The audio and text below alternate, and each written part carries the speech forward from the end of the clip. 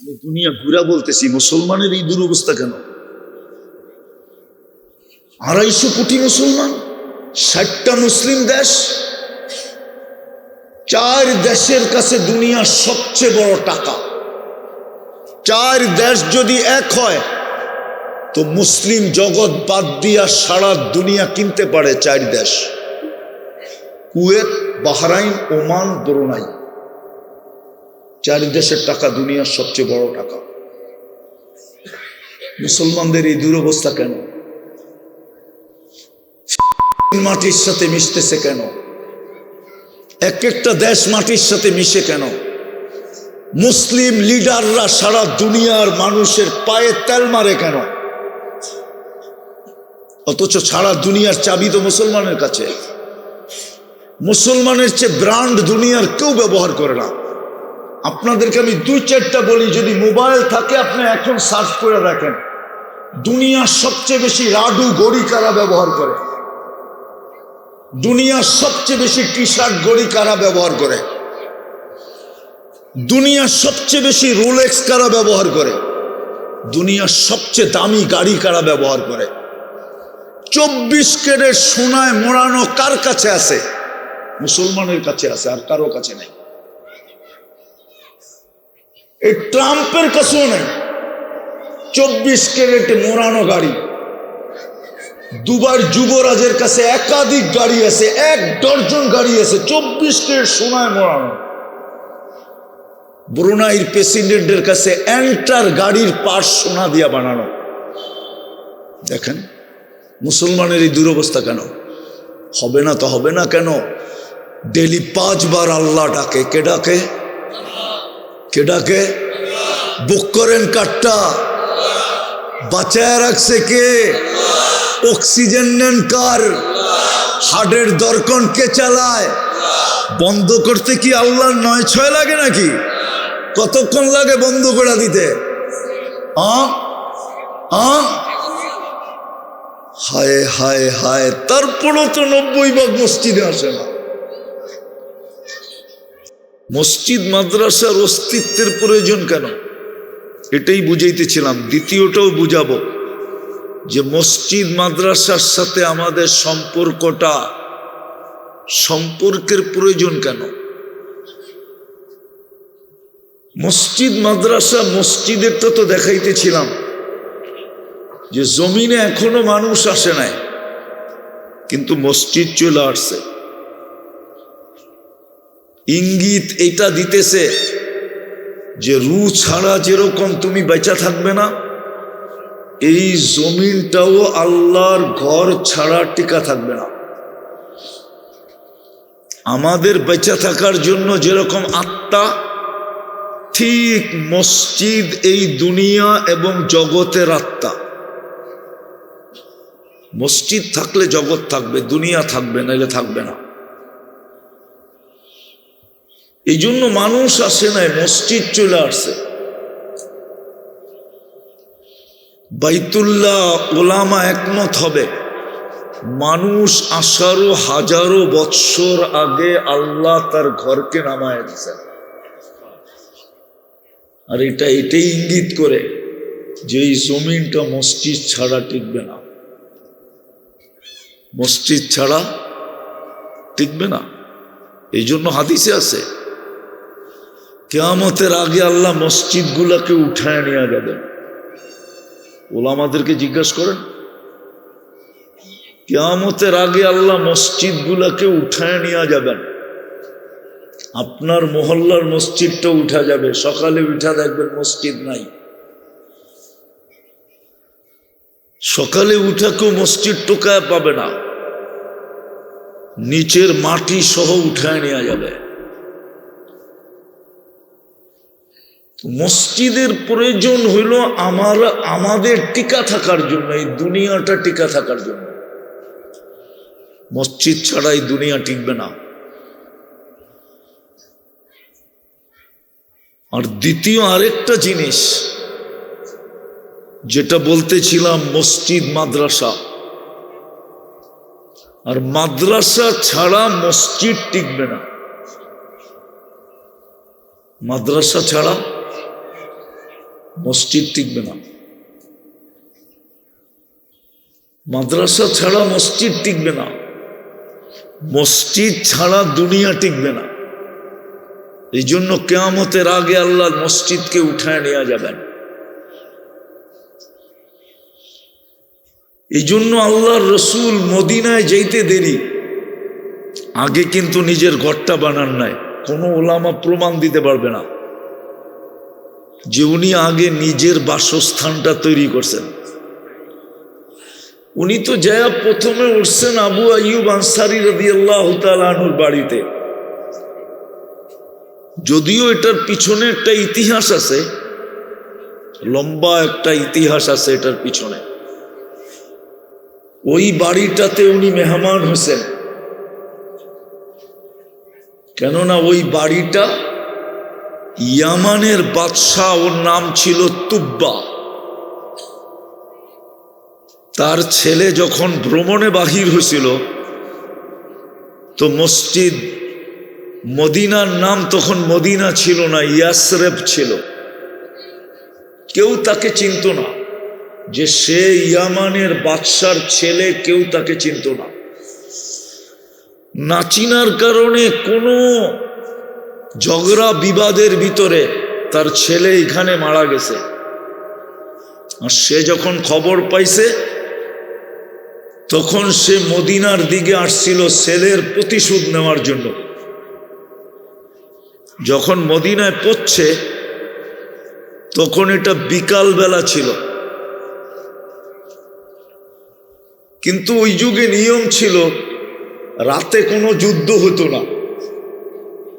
তো বাদশাহ ওইখানে অবস্থান করে বলছিল যে আজকে রাত্র কাটতে দাও, সকালে আমি আমার ছেলের প্রতিশোধ নিব। তো মদিনাবাসী আগের থেকেই মেহমান নওয়াজ ছিলেন। মেহমান নওয়াজ বোঝেন? মেহমানকে আপ্যায়ন করার স্বভাব ছিল। তো সে রাজাকে জিজ্ঞাসা করছে তুমি কেন আসছো? তো সে বলছে যে আমি ছেলের প্রতিশোধ নিতে আসছি।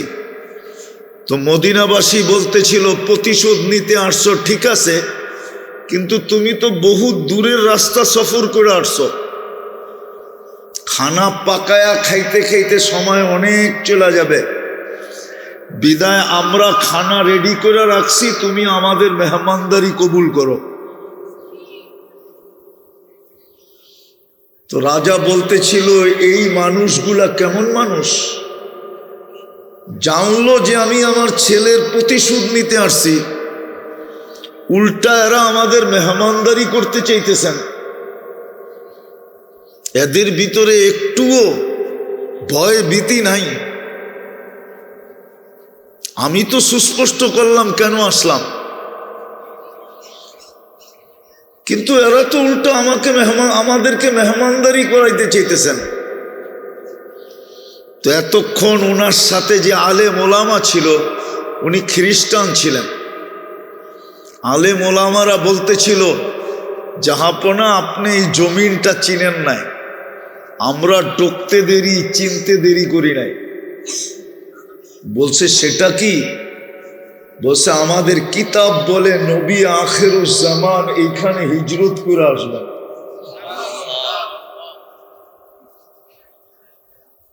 বলছে সত্য নাকি? বলছে হ্যাঁ অবশ্যই, আমাদের কিতাব এটাই বলে, আমাদের কিতাব এটাই বলে। তো সে মেহমানদারি গ্রহণ করছে আর বলছে নবী আখিরুজ জামান যখন এখানে আসবে তা আমি ওনার জন্য একটা ঘর বানাইতে চাই। তখন সে একটা ঘর বানায় আর একটা চিঠি লেখে আল্লাহর রসুলের কাছে, এবং একজন কেয়ারটেকারকে বসায় যে তুমি এই চিঠিটা রাখো। সে আর প্রতিশোধ নেয় না, মাফ করে দেয়। চিঠি দিয়ে সে কেয়ারটেকারের হাতে চলে গেছে ইয়ামান। ওই কেয়ারটেকারের হাতের থেকে চিঠি গড়াইতে গড়াইতে গড়াইতে গড়াইতে গড়াইতে আবু আইয়ুব আনসারী রাদিয়াল্লাহু তাআলা আনহুর হাতে আইসা পড়ছে। আল্লাহর রসুল যখন ওনার ঘরে মেহমান হন তো আল্লাহ রসুল বলছে চিঠিটা আগে দাও। তো আমি যেটা বুঝাইতেছিলাম, উনি নিজের ঘরের ব্যবস্থা করেন নাই। সর্বপ্রথম যেটা আল্লাহ রসুল স্থাপনা করছেন, প্রতিষ্ঠা করছেন, সেটা হলো সর্বপ্রথম মদিনা মুনাওয়ারায় মসজিদ বানাইছেন। কেন আল্লাহ রসুল জানতেন যে আমার ঘর ছাড়াও দিন কেটে যাবে, কিন্তু মসজিদ ছাড়া একদিনও কাটবে না। এটাই প্রমাণ হলো, দুটা প্রমাণ দিলাম আমি, যে মসজিদের প্রয়োজন কেন। আমরা যদি ঠিক আমাদের দুনিয়াটা যদি টিকে রাখতে চাই, জমিনটাকে যদি টিকে রাখতে চাই, তাহলে মসজিদের কোনো বিকল্প নাই। আর আল্লাহর রসুল শুধু মসজিদে প্রতিষ্ঠা করেন নাই, যতদিন মক্কায় ছিলেন ওইখানেও একটা মাদ্রাসাও প্রতিষ্ঠিত করছিলেন, যেই মাদ্রাসাটা ছিল দারে আরকাম বলা হয়। এই জন্য বাংলাদেশে বহুত মাদ্রাসার নাম পাবেন দারে আরকাম। আরকাম রাদিয়াল্লাহু তাআলা আনহুর ঘরে মাদ্রাসা চলতেছিল। ওই মাদ্রাসার ভিতরে বৈশী উমর রাদিয়াল্লাহু তাআলা আনহু মুসলমান হয়েছেন, হামজা রাদিয়াল্লাহু তাআলা আনহু মুসলমান হয়েছেন। এরকম বড় বড় সাহাবারা ওই ঘরের থেকে মুসলমান হয়েছেন। ওটাই ছিল প্রথম মাদ্রাসা। কেননা মসজিদ ওই পর্যন্ত টিকা থাকবে না যতক্ষণ পর্যন্ত মাদ্রাসা না হবে। মসজিদ টিকায় রাখতে হলে মাদ্রাসা লাগবে। দুনিয়া টিকা থাকবে মসজিদ দিয়া, মসজিদ টিকা থাকবে মাদ্রাসা দিয়া। এই জন্য মদিনা মুনাওয়ারায় যাওয়ার পরে মসজিদ প্রতিষ্ঠা করার সাথে সাথে ওলামা একমত হবে, যেই মাদ্রাসা আল্লাহর রসুল প্রতিষ্ঠা করছিলেন সেটাকে বলা হতো সুফা। সেটা সুফা। এখনো ওই জায়গা মদিনা মুনাওয়ারা রাখা আছে, যদিও একটু উঁচা করে। আল্লাহর রসুলের পায়ের দিকে ওই জায়গা এখনো রাখা আছে, যেইখানে সাহাবায়ে কেরাম মাদ্রাসায়, ওই মাদ্রাসারই সবচেয়ে বড় ছাত্র হলো আবু হুরায়রা রাদিয়াল্লাহু তাআলা আনহু, যার চেয়ে বেশি হাদিস কেউ নকল করে নাই, যার সিনায় সবচেয়ে বেশি হাদিস ছিল, ওই মাদ্রাসার ছাত্র। তাহলে আমি একটু মিলায় দিতে চাইতেছি, মসজিদ যদি না হয় তাহলে এই জমিন টিকবে না, একদিনের জন্য টিকবে না।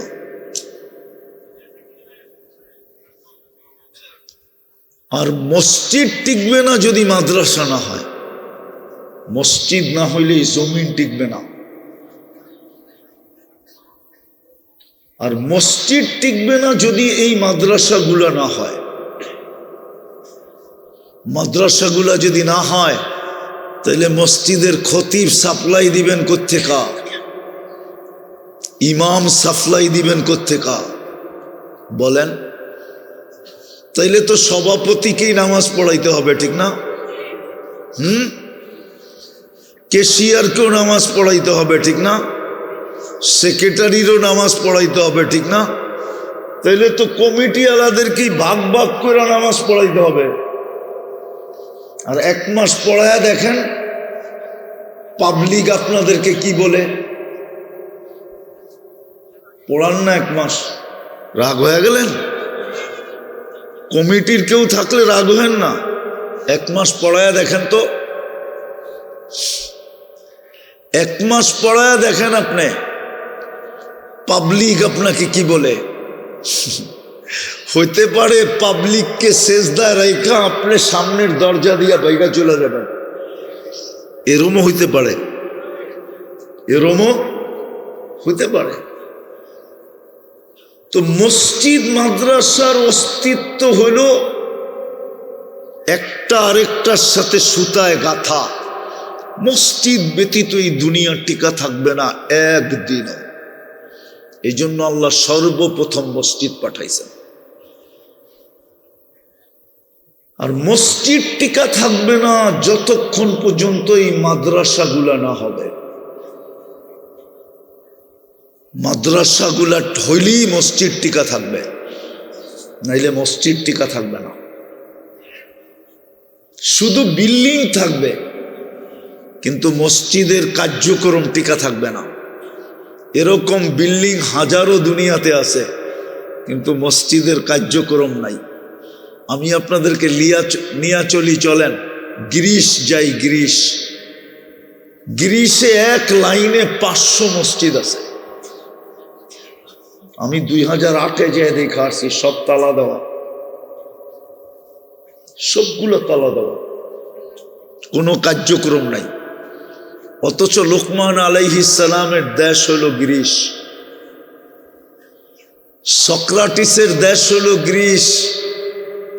সক্রাটিসের বাড়ির উপরে একটা মসজিদ আর নিচে একটা মসজিদ, দুটোটাও এখন অ্যাথেন্সে তালা দেওয়া। একটা জাদুঘর, একটা তালা মারা। কেন? ওইখানে কোনো মাদ্রাসার অস্তিত্ব নাই। বিদায় একদিন আসছে, মুসলমানের অস্তিত্ব বিলুপ্ত হয়ে গেছে। এখন কিছু আছে, প্রবাসী মুসলমান আছে, কিন্তু গ্রিস মুসলমান নাই। প্রবাসী মুসলমান আছে, নতুন মসজিদ তৈরি হইতেছে, তাও বেশি না। ওগুলাকে মসজিদ বলা চলে না।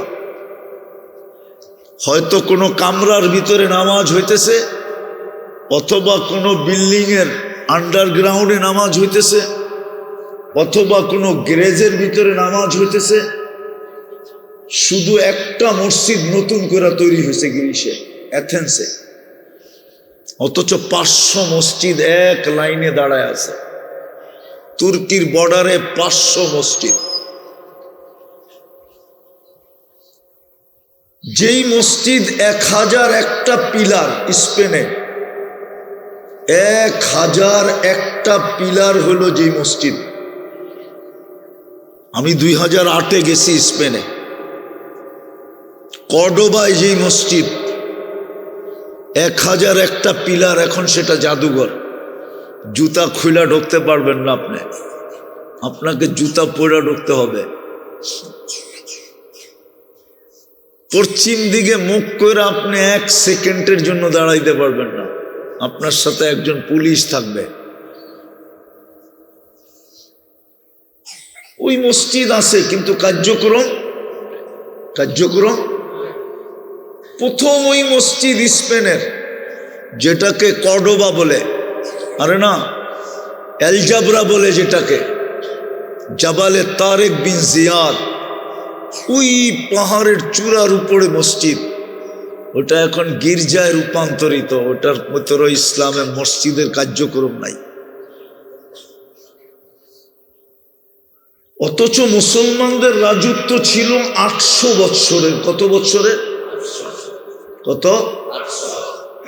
যেই কসরুল হামরা, লাল প্রাসাদ, যেটার ভিতরে মুসলমানদের ঢুকা এখন নিষেধ, যেইখানে মুসলমান রাজা বাদশারা 800 বৎসর ছিলেন, কসরুল হামরা বলে ওটাকে। আরবিতে লেখা আছে এখনো কসরুল হামরা, লাল প্রাসাদ। 800 বৎসর আরব শাসকরা ছিল, মুসলমান শাসকরা, কিন্তু এখন মুসলমানদের এন্টি নিষেধ। তো আমি আপনাদেরকে বুঝাইতেছিলাম যে মসজিদ মাদ্রাসার প্রয়োজন কেন। দুনিয়া টিকা থাকবে মসজিদ দ্বারা, আর মসজিদ টিকা থাকবে মাদ্রাসা দ্বারা, একই সুতায় গাঁথা। এটা তো প্রমাণ দিলাম, কিন্তু দ্বিতীয় হলো আমাদের সম্পর্ক মসজিদ মাদ্রাসার সাথে কেন। আমাদের মসজিদ মাদ্রাসার সাথে সম্পর্ক জুড়তে হবে কেন? কেননা মানুষ মানুষ হওয়ার জন্য যেই জিনিসটা দরকার, মানুষ হিসাবে জন্ম নিলে কিন্তু মানুষ হয় না। প্রমাণ দিব, মানুষ যদি মানুষ হিসাবে জন্ম নিলেই মানুষ হইতো, তাহলে যেই মানুষটাকে আল্লাহ কুদরতি হাতে বানাইলেন, ভালো মতে, কিন্তু আমরা কি হাতে তৈরি? আমরা অক্ষরে তৈরি না, সব অক্ষরে তৈরি। কুন ফাকান, 2 অক্ষর দিয়ে সব তৈরি। আমরা অক্ষরে তৈরি না, আমরা আল্লাহর কুদরতি হাত দিয়ে তৈরি। সমগ্র সৃষ্টি 6 দিনে তৈরি, সিত্তা ইয়াম। আমি কোরআন থেকে বলতেছি, কিন্তু 6 দিনে তৈরি সমগ্র সৃষ্টি। ওটার ভিতরে আল্লাহর আরশও আছে, আল্লাহর কুরসিও আছে, সব 6 দিনে তৈরি। কিন্তু আপনি আর আমি 10 মাস সময় নিয়ে তৈরি। কয় মাস? যেই মানুষটাকে আল্লাহ কুদরতি হাতে তৈরি করলেন, 2-4টা দেখাইলে ফজর পর্যন্ত দেখানো যায়। যেই মানুষটাকে আল্লাহ সৃষ্টির ভিতরে সবচেয়ে সৌন্দর্য দিলেন, মানুষের চেয়ে সুন্দর সৃষ্টির ভিতরে কেউ নাই। এটা তো যুক্তিও বলে, হাতেরটা সুন্দর বেশি হয় না হুকুমেরটা সুন্দর বেশি হয়? কোনটা সুন্দর বেশি হয়? কোনটা সুন্দর বেশি হয়? হাতেরটা না হুকুমেরটা? মানুষের চেয়ে সৌন্দর্য আল্লাহ কাউকে বেশি দেন নাই, মানুষ সবচেয়ে সুন্দর। মানুষের চেয়ে সুন্দর গঠন আল্লাহ কাউকে দেন নাই, মানুষের চেয়ে সুন্দর গঠন। কোরআন কসম খায় বলতেছে, 4 কসমের পরে বলতেছে, ওয়াত্তিন ওয়াজ্জাইতুন ওয়া তুরি সিনিন ওয়া হাদাল বালাদিল আমিন।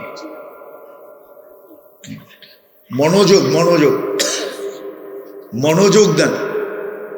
আমি কিন্তু লম্বা কথা বলার অনুমতি আমার নাই।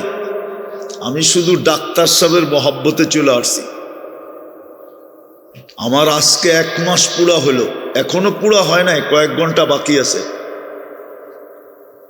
ডাক্তার আমাকে এখনো লম্বা কথা বলার অনুমতি দেন নাই, কিন্তু শুধু ডাক্তার নাইমের কারণে চলে আসছি, নাহলে আমার আসার কথা ছিল না। জিজ্ঞাসা করেন, শুধু মহব্বতের খাতিরে আসছি। এই জন্য খুব মনোযোগ দিয়ে আমি শেষ জায়গায় চলে আসছি। কেননা মানুষ হিসাবে জন্ম নিলেই মানুষ হয় না। সমাজে মানুষ হইতে পারে, আদম শুমারিতে মানুষ হইতে পারে, কাগজে কলমে মানুষ হইতে পারে, কিন্তু যেই আল্লাহ মানুষ হিসাবে অস্তিত্ব দিছেন, ওই আল্লাহর কাছে মানুষ হওয়া এত সহজ না। যদি সহজ হইতো তাহলে হাতের তৈরিটাকে আল্লাহ জানোয়ার কেন বলতেন? উলাইকা কাল আনআম, জানোয়ার কেন বলতেন? বালহুম আদাল, এর চেয়েও নিকৃষ্ট কেন বলতেন? বলতেন জানোয়ারেরও তো কোয়ালিটি আছে, তোকে তো সৃষ্টির সেরা বানাইলাম, তোর ভিতরে তো জানোয়ারের কোয়ালিটিও নাই। বালহুম আদাল, মানুষ হিসাবে মানুষ জন্ম নিলেই মানুষ হয় না।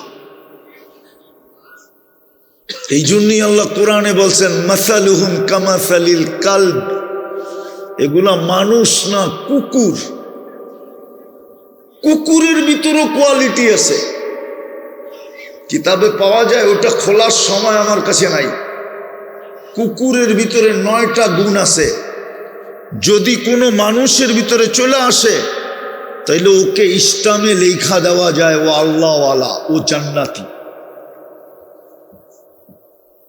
কিন্তু আল্লাহ বলে কুকুরের মতো 9টা গুণও তো তোর ভিতরে নাই। বিদায় মানুষ হিসাবে জন্ম নিলেই মানুষ হয় না। হইলে আল্লাহ কোনোদিন মানুষকে জানোয়ার বলতেন না। যেই দুনিয়াটা মানুষের জন্য তৈরি করছেন, হুয়াল্লাযী খালাকা লাকুম মা ফিল আরদি জামিয়া, কোরআন বলে দুনিয়াটা তোমার জন্য তৈরি, দুনিয়ার সবকিছু তোমাদের জন্য তৈরি। যেই আল্লাহ মানুষটাকে 24 ঘন্টা সেবা দেন, 24 ঘন্টা নুন কার খান বলেন? হ্যাঁ, বিল কতটুকু দেই? হ্যাঁ, আমি একটার বিল দেখাইতেছি, একটার। সারা দুনিয়ায় কারো কাছে ক্ষমতা নাই একটার বিল দিবে, একটার দেখাবো। যদি আল্লাহ অক্সিজেনের বিল নেন এই পানির দামে, পানির দাম 30 টাকা লিটার, দুনিয়ায় একজন লোক পাওয়া যাবে না। যদি এই সিস্টেমই আল্লাহ করতেন যে অক্সিজেনের বিল দিয়া অক্সিজেন নিতে হবে, তাহলে দুনিয়াতে একজন লোক হতো না যে ডেলি অক্সিজেনের বিল শোধ করতে পারে। 16,500 টাকা ডেলি বিল দিতে হতো, 16,500 টাকা পানির দামে, 30 টাকা পার লিটার। আপনি আর আমি ডেলি 550 লিটার অক্সিজেন নেই। 550-কে 30 দিয়া গুণ দিয়া দেখেন কয় টাকা হয়। দেখেন না, ক্যালকুলেটর তো আপনার সাথেই আছে। 16,500 টাকা বিল দিতে হতো। মাসে 4,95,000 টাকা বিল দিতে হতো, পার হেড, পার ফ্যামিলি না। কার ক্ষমতা ছিল যে ডেলি 16,500 টাকা বিল দিবে? এই বিল কে দিতেছে? এই সেবা কে দিতেছে আপনাকে? পিওর অক্সিজেন নিতেছি। আচ্ছা বলেন তো, ডাক্তারদেরকে জিজ্ঞাসা করেন, ডেলি আপনার ভিতর থেকে কয় হাজার বার আল্লাহ কার্বন ডাই অক্সাইডকে বের করে? 80,000 বার ডেলি আমাদের ভিতর থেকে কার্বন ডাই অক্সাইডকে আল্লাহ বাহির করে। কিন্তু দুনিয়ার ডাক্তারি বিজ্ঞানের কাছে এখন পর্যন্ত কোনো মেশিন আসে নাই যে মানুষের ভিতরে জমাকৃত কার্বন ডাই অক্সাইডকে বাহির করে নিক্ষেপ করবে। কোনো মেশিন এখনো WHO হাতে আসে নাই। আল্লাহ কুদরত দিয়া বাহির করে।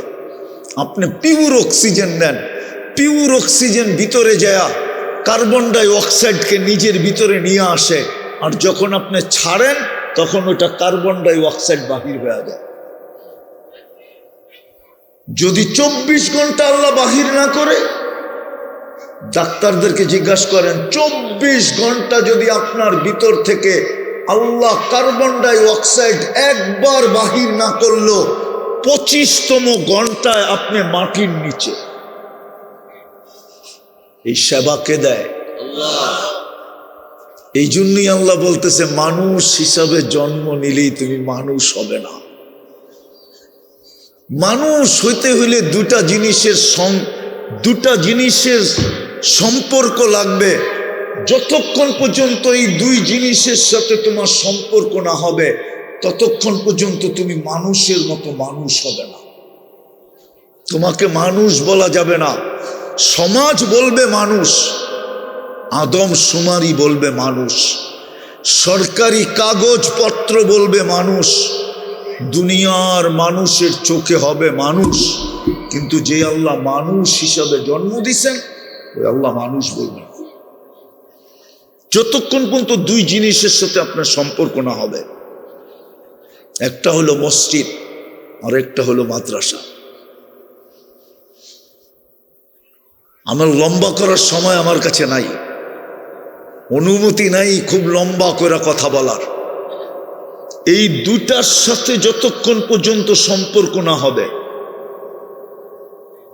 একটা হলো মসজিদ আর একটা হলো মাদ্রাসা, এই দুই জিনিসের সাথে যতক্ষণ পর্যন্ত সম্পর্ক না হবে, অতক্ষণ পর্যন্ত মানুষ মানুষ হবে না।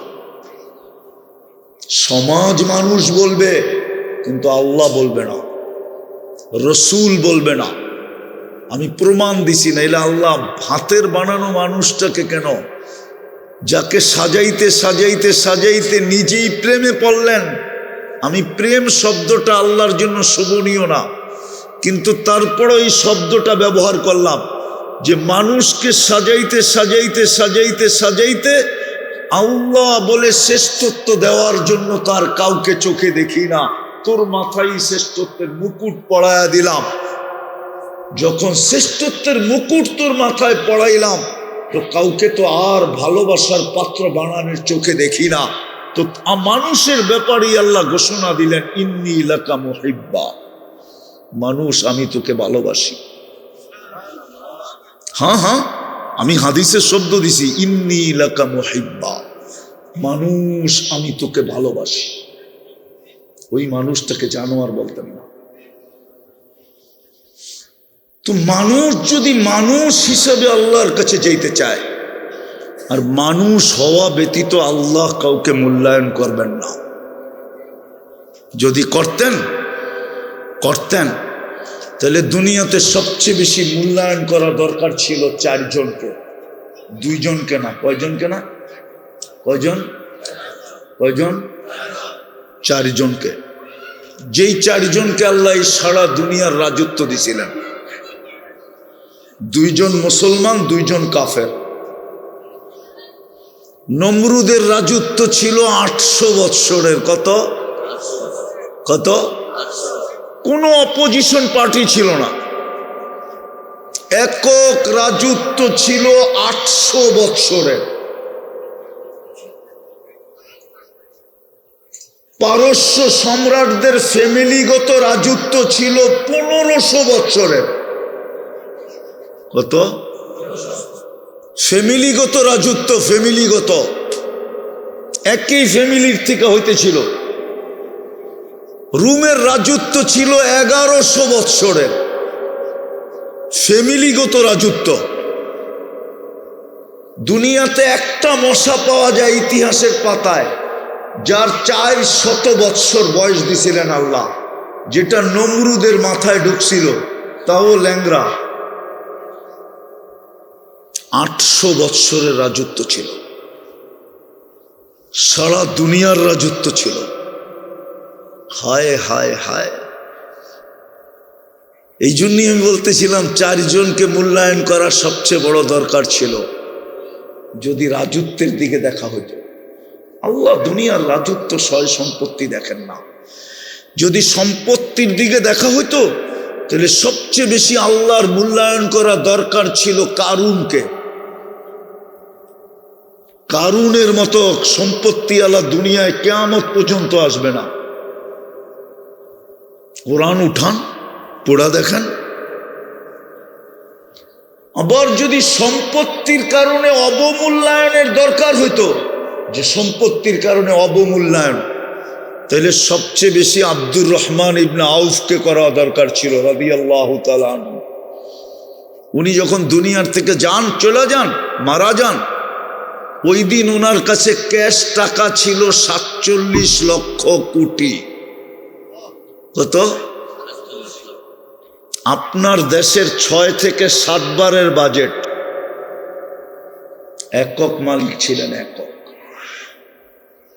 আমি বাঙ্গারিগুলা বললাম না,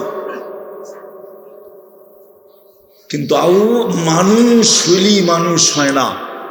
মানুষকে আল্লাহ মূল্যায়ন করবেন 2 কারণে, 2 জিনিসের সম্পর্কের কারণে। একটা হলো মসজিদ, একটা হলো মাদ্রাসা। আমি কোরআন দিয়া প্রমাণ দিব আপনাদেরকে, হাদিস দিয়া প্রমাণ দিব।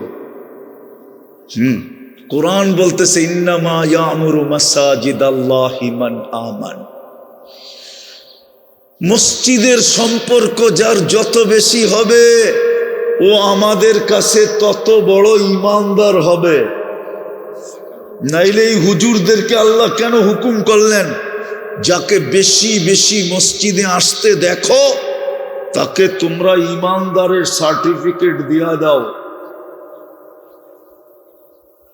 কি কোনোদিন ফাজাইলের কিতাবে তালিমে শোনেন না?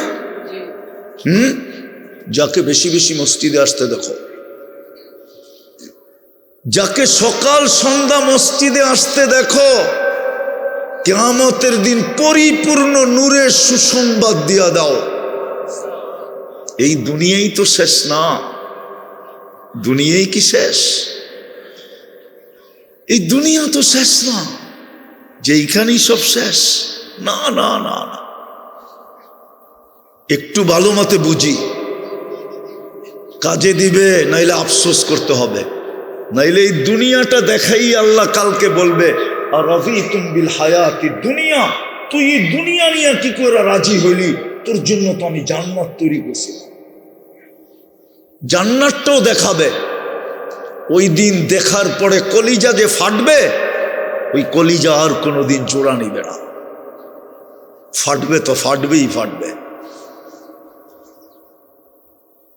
মসজিদের সাথে সম্পর্ক হওয়া ব্যতীত মানুষ মানুষের মতো মানুষ হতে পারে না। কেননা মসজিদ হেদায়েতের মার্কাজ, হুদাল্লিল আলামিন।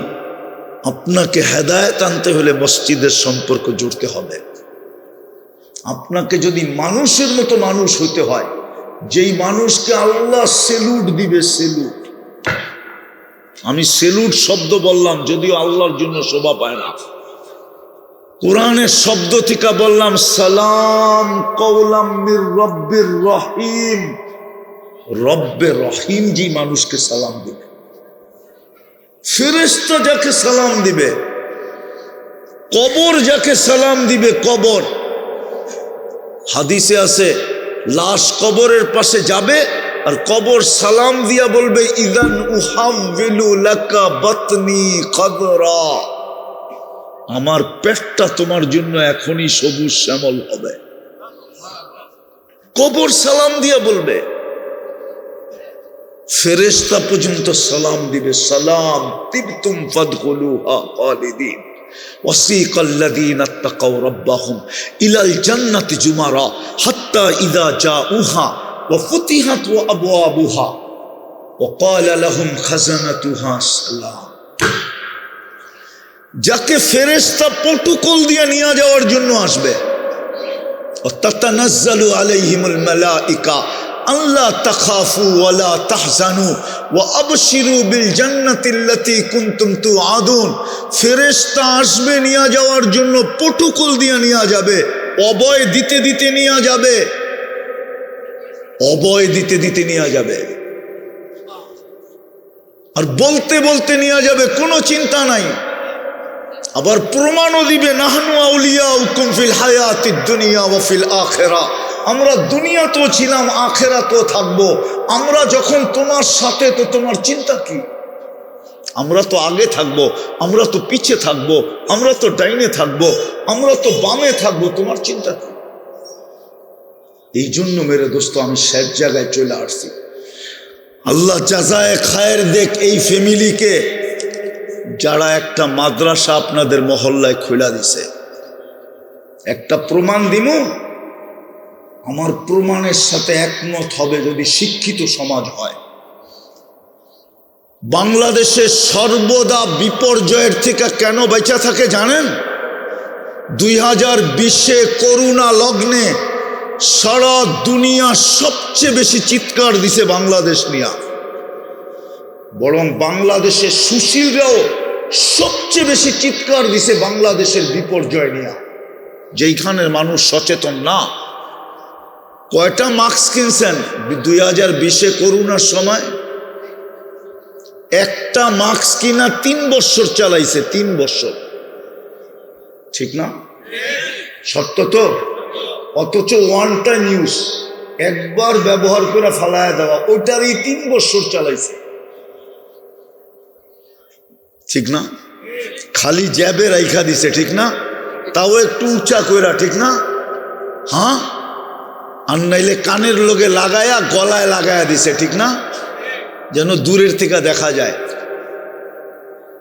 মিডিয়ালারা জিজ্ঞাসা করলে বলছে টেলিভিশনে এত বড় বড় দেখা যায়, নাকের ছিদ্র কি এত বড়, এটা যাইব কোন দিক দিয়া? আবার যদি মিডিয়ালারা কইছে মুখ দিয়া যাইব, কমিয়া সারাদিন পান চাবাই, যাইব কোন দিক দিয়া? অথচ বাংলাদেশের সবচেয়ে, দুনিয়ার ভিতরে সবচেয়ে কম বিপর্যয় হয়েছে এই বাংলাদেশে। কেন জানেন? কেন জানেন? এটা তো জানেন না। এই মাদ্রাসা মসজিদগুলোর কারণে। ওই সময়ও হুজুররা অনলাইনে পড়াইছে ছেলেদেরকে। মাদ্রাসা চালু ছিল অনলাইনে, ঠিক যেরকম আজকে চালু, এরকম চালু ছিল। শেষ রাত্রে শেষ হওয়ার আগে, রাত্র শেষ হওয়ার 1-1.5 ঘন্টা আগে ছেলেদেরকে অনলাইনে এরা ফোন করে উঠাইতো, সবক শুনতো মোবাইলের মাধ্যমে। 40,000 হেফজোখানা এইভাবে চালু ছিল করোনার সময়। জিজ্ঞাসা করেন ছিল কি ছিল না? 2.5-3 লক্ষ মসজিদ এইভাবে চালু ছিল। আপনি ঘুমের ঘরে থাকেন, রাত্রের আকাশ দেখেন না, ওঠেন সকালবেলা 10টায়, কোত্থেকে দেখবেন আপনি? এই মাদ্রাসার ছেলেগুলা সুবে সাদেকের 1 ঘন্টা আগে ওঠে, 1 ঘন্টা আগে। 40,000 হেফজোখানার ছেলেরা, ওস্তাদরা সুবে সাদেক হওয়ার 1 ঘন্টা আগে ওঠে, আর এই লাল সবুজের পরিধিটাকে আধ্যাত্মিক সুরক্ষার চাদর দিয়া ডাকে, তারপরে কোরআন পড়তে বসে। আপনি তো ওই সময় ঘুমে থাকেন, আপনি ওই সময়ের আকাশ দেখবেন কোত্থেকে? এই জন্য আমাদের দেশটা বিপর্যয়ের থেকে বেঁচে আছে। আজ পর্যন্ত নড়ে চড়ে কিন্তু পড়ে না। আল্লাহ জাযায়ে খায়ের দেখ এদেরকে যে এই মহল্লায় একটা মাদ্রাসা খোলা হয়েছে। আসেন, আমি শেষ কথায় চলে আসছি। মুসলমানদের বিপর্যয়ের কারণ সবচেয়ে বড় এটা। আল্লাহর রসুল বলছে, মা বিকুম, ওই দিন তোমাদের কি দুরবস্থা হবে, ওই দিন তোমাদের কেমন দুরবস্থা হবে, যেই দিন তোমাদের জীবন থেকে নামাজ মুড়া যাবে, মসজিদের সম্পর্ক শেষ হয়ে যাবে। 90% জন মানুষের সম্পর্ক মসজিদের সাথে নাই। 90 জন 5 ওয়াক্ত নামাজ পড়ে না। জুমার দিনও 90% জন পড়ে না। 20% মুসলমান জুমার দিন মসজিদে আসে, যার কারণে আজকে মুসলমানের এই দুরবস্থা। অথচ 250 কোটি মুসলমান। আমি দুনিয়া ঘুরা বলতেছি, আপনি এটা মনে করেন না আমি ঢাকার থেকে এখানে চলে আসছি। আমার 7 মহাদেশ দেখা শেষ। আমি এই পর্যন্ত 103টা দেশ দেখছি। আপনাদের উন্নত দুনিয়া শুধু আমি নিউজিল্যান্ডে যাই নাই, বাকি সব আমার দেখা শেষ। একবার না, একাধিকবার। আমি অহংকার করে বলতেছি না। আমার বাংলাদেশ থেকে আউট হইতে কিচ্ছু লাগে না, শুধু একটা টিকিট লাগে, আর কিচ্ছু লাগে না। আমি যেই কোনো মুহূর্তে চাইলে উড়াল দিতে পারি। 1 মাস ইবাদত করলেই তো হইতো। এই যে রমজান আসতেছে, 100% মুসলমান যদি রমজানে ইবাদত করত, 100% মুসলমান 1 মাস যদি করত, 100% মুসলমান যদি। আমি একটা দেশ চিনি, যেই দেশে আমি 6 বার গেছি। কয়বার? রমজানে নিত্য প্রয়োজনীয় জিনিসের ব্যবসায়ীরা 1 টাকা লাভ নেয় না, অথচ গরিব। আফ্রিকার দেশ, নিতান্ত গরিব, আমাদের চেয়ে 15 গুণ বড় ওই দেশটা। ওটাকে চাঁদ বলে, চাঁদ, আকাশের চাঁদ মনে করেন না। আমি 6 বার গেছি ওই দেশে। আমি জিজ্ঞেস করছি, তোমরা রমজানে নিত্য প্রয়োজনীয় জিনিসের দাম কেন, লাভ কেন নাও না? যেই দামে কিনা ওই দামে বিক্রি। তো দোকানদার আমাকে বলতেছে, তোকে মুফতির সার্টিফিকেট দিছে কে? আমি বললাম, মানি? তুই কি শুনোস না, রমজানে সহানুভূতি করলে, সহানুভূতি দেখাইলে জাহান্নাম থেকে মুক্তির সার্টিফিকেট মিলে। অথচ আমাদের দেশে রমজান আসতে থাকে, ব্যবসায়ীরা সিন্ডিকেট বানাইতে থাকে, কৃত্রিম শর্ট তৈরি করতে থাকে। কি কৃত্রিম শর্ট তৈরি করতে থাকে। অথচ উচিত ছিল সহানুভূতির বদলায় আল্লাহ জান্নাত দিবে, জাহান্নাম থেকে মুক্তি দিবে। আমারে বলতেছে, তোরে মুফতির সার্টিফিকেট দিছে কে? যেই দামে কিনা ওই দামে বিক্রি। কেন? সহানুভূতি দেখানোর জন্য, জান্নাতের জন্য। এবার শুনবেন ক্রেতার কাহিনী। যে কিনে সে বলে, তোর তো জান্নাত হয়ে গেল, তুই তো আমার থেকে 1 পয়সা লাভই নিলা, আমারও তো জান্নাতের দরকার, আমি তোকে লাভ দিব না, ল এই টাকাটা তোকে হাদিয়া দিলাম। আমি জিজ্ঞাসা করছি হাদিয়ার টাকা কতটুকু হয়? কয় লাভ নিলে যতটুকু হইতো ওর চেয়ে 10 গুণ হয়। দোনো দল জান্নাত কিনা চলে গেছে বাজার থেকে। আমাদের দেশে এই পদ্ধতি হইলে তো পুরা দোকানই একজনে কিনা ফেলবে, ঠিক না? আর সারা বছর ফ্রিজে রেখা রেখা খাবে, ঠিক না? সত্য তো? ওই দেশে প্রয়োজনের চিকা 1/6 কেউ বেশি কিনা। বিদায় মসজিদ মাদ্রাসা এই জন্য আমাদের দরকার, নাইলে মানুষ হিসাবে আল্লাহর কাছে যাইতে পারবো না। সম্পর্ক যদি না করলাম আর মানুষ হিসাবে যদি না ফিরলাম, তাহলে আল্লাহ আমাদেরকে জান্নাত দিয়া কিনবে না। যদি কথা বুঝাইতে পারা থাকি, তাহলে আপনাদের কাছে অনুরোধ, এই মসজিদ মাদ্রাসাগুলোর সাথে সম্পর্ক জোড়েন। মৌত কখন চলে আসবে কেউ জানি না। জড়বেন না জড়বেন না? সম্পর্ক জড়বেন? কে কে জড়বেন দেখি, যে আজকের থেকে নামাজ ছাড়বো না। পাক্কা? এই মাদ্রাসাগুলার খেয়াল রাখেন। সময় নাই, আল্লাহ এগুলা চালাবে, কিন্তু আমার সম্পর্ক গড়লে আমি দামি হয়ে যাব। আল্লাহ আমাদেরকে বুঝার তৌফিক দান করেন। ওমা আলাইনা ইল্লাল বালাগ। কেউ উঠাউঠি না করি, উঠাউঠি না করি।